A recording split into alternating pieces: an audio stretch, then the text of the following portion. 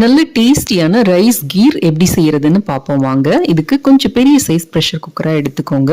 இதுல 5 table spoon அளவுக்கு சீரக சம்பா ரைஸ் எடுத்துக்கோங்க.